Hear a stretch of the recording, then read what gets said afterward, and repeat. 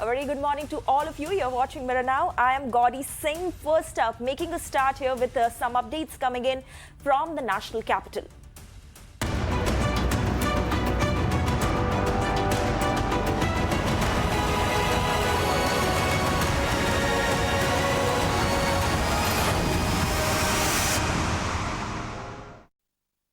And amid Diwali festivities and stubble fire, Delhi's overall air quality continues to be in severe category, with overall air quality index standing at 533.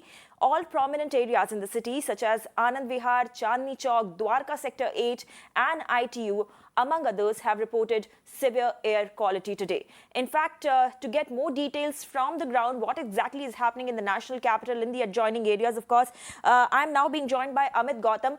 Amit, good morning. एक बार फिर से हमने देखा कि किस तरीके से दिवाली के 2 दिन हो जाने के बावजूद जो एयर क्वालिटी है, जो वायु प्रदूषण है राजधानी दिल्ली में, वो बिगड़ता ही जाता हुआ दिखाई दे रहा है।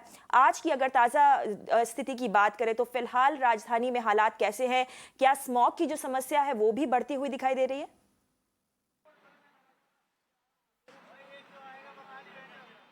जी, मैं सबसे पहले आपको बता दूं कि देश की राजधानी दिल्ली में बढ़ते प्रदूषण को देखते हुए दिल्ली सरकार ने दिवाली पर पटाखों पर बैन लगाया था। लेकिन बैन लगाने के बावजूद दिवाली के दिन काफी आतिशबाजी हुई, जिसकी वजह से जो वायु प्रदूषण था वो काफी स्तर उसका बढ़ गया।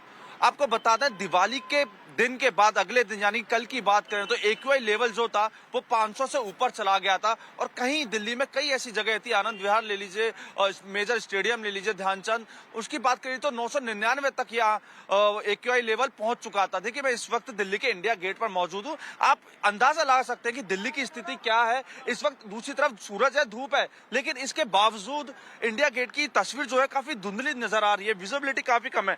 इस वक्त एक्यूआई लेवल जो है वो 450 से ऊपर है, 462 करीब है। और सबसे बड़ी बात, जो पीएम 2.5 जो 60 से नीचे होना चाहिए वो 450 के करीब है। और जो पीएम 10 जो कि 100 से नीचे होना चाहिए वो भी 400 से ऊपर है। तो देखिए, स्थिति जो है काफी बिगड़ती नजर आ रही है। और दिवाली के बाद, हालांकि अगले दिन जिस तरह से दिवाली का आंकड़ा देखा गया, दिवाली के बाद एक्यूआई लेवल काफी बढ़ा, तो दिल्ली सरकार ने स्मोक गन और स्मोक वैन लगाए गए, जिससे वायु प्रदूषण पर रोकथाम लगाई जाए। दिल्ली के अंदर 35 टोटल लगे थे, जिसमें से 25 थे आपके वायु स्मोक गन और 10 थे स्मोक वैन, जो जगह जगह पर दिल्ली में जाके वायु प्रदूषण के लिए रोक के लिए कोशिश कर रहे थे। लेकिन इतनी कोशिशों के बावजूद भी दिल्ली का जो वायु प्रदूषण है वो कम नजर नहीं आ रहा है। आज की स्थिति की बात करूं तो आज भी 462 के लगभग वायु प्रदूषण की गुणवत्ता है।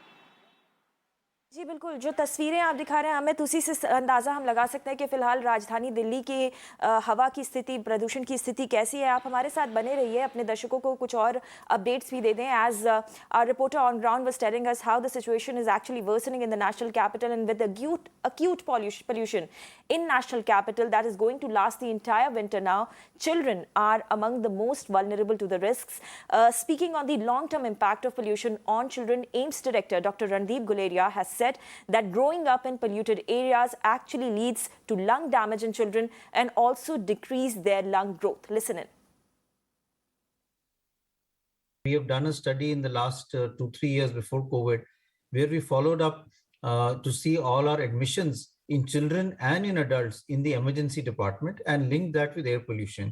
And we clearly showed that when pollution levels are high, in the next few days, there was an increase in the emergency visits of children and adults with acute respiratory problem. We also need to look at the long-term effect. Many children grow up in this environment where they're inhaling pollutants for years to come. So this actually leads to damage of their lungs, and there are some studies which suggest that this leads to decrease in the lung growth. And children who are coming up, growing in these areas, their lung capacity is on the lower side as compared to children who grow up in areas where there is no pollution. And while Delhi's air quality actually is worsening after Diwali and people continue to deal with acute pollution, Delhi government and BJP continue to engage in blame game.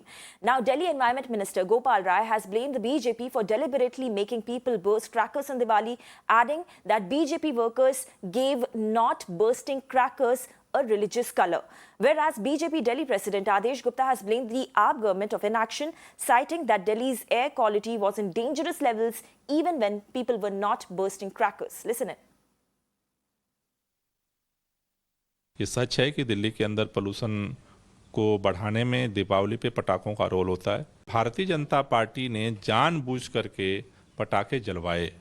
उनके लोगों के द्वारा जिस तरह से social media पे campaign किया गया कि पटाखे हम जलाएंगे, आप रोक के दिखाओ, ये धर्म का मसला है। भाजपा के लोगों से मैं निवेदन करना चाहता हूं कि प्लीज हर चीज में धर्म को लागू करके जिंदगी से खेलने की जो सोच है उसको बदलिए, क्योंकि आज उसका इम्पैक्ट दिख रहा है। मैं अरविंद केजरीवाल जी से पूछना चाहता हूं कि 2018 में उन्होंने दिल्ली के अंदर ग्रीन एक्शन प्लान लाए थे। 24 तरह के काम उन्हें करने थे, जिसमें उन्होंने बैटरी व्हीकल्स को प्रमोट करना था, सोलर एक्टिविटी को प्रमोट करना था, ग्रीन कॉरिडोर बनाना था, लास्ट मील कनेक्टिविटी करनी थी। इस जैसी 24 घोषणाएं की थी। मैं उनसे ये पूछना चाहता हूं, उन 24 घोषणाओं का क्या हुआ? जिस समय पटाखे लोग चला भी नहीं रहे थे, उस समय भी एयर क्वालिटी इंडेक्स दिल्ली का बहुत खतरनाक स्तर पर था। इसलिए ये कहना बिल्कुल गलत है कि दिल्ली के अंदर इस तरह लोगों ने आकर वहां पटाखे चलाए और इस कारण पॉल्यूशन बढ़ गया। Let me go back to our correspondent Amit, who is standing right now at India Gate to give more updates on this. So, Amit, जैसा कि अभी हम सुन रहे थे कि किस तरीके से फिर से एक बार बीजेपी और आप के बीच में एक ब्लेम गेम का दौर शुरू हो गया है, और इस बार जो मुद्दा है वो है क्रैकर बैन का, यानी कि पटाखों पर जो प्रतिबंध लगाया गया था वो मुद्दा है। मगर आप भी जिस तरीके से जानकारी दे रहे थे कि भले ही पटाखों को जलाने पर पूरी तरीके से बैन था राजधानी दिल्ली में, मगर उस बैन को पूरी तरीके से उसका उल्लंघन किया गया पूरे दिवाली के दौरान, और इसी का नतीजा अब देखने को मिल रहा है। एयर क्वालिटी पूरी तरीके से खराब हो चुकी है। मगर अगर इस क्रैकर बैन की बात करें तो चूंकि अब ये साफ हो चुका है कि उसका पालन नहीं किया गया था, तो अब जिम्मेदारी किसकी बनती है? क्या वो पुलिस और प्रशासन की जिम्मेदारी होगी जैसा कि सुप्रीम कोर्ट ने अपने ऑर्डर में कहा था, या फिर लोगों को भी थोड़ा जिम्मेदार ठहराना होगा जो कि स्थिति की गंभीरता को समझ ही नहीं रहे?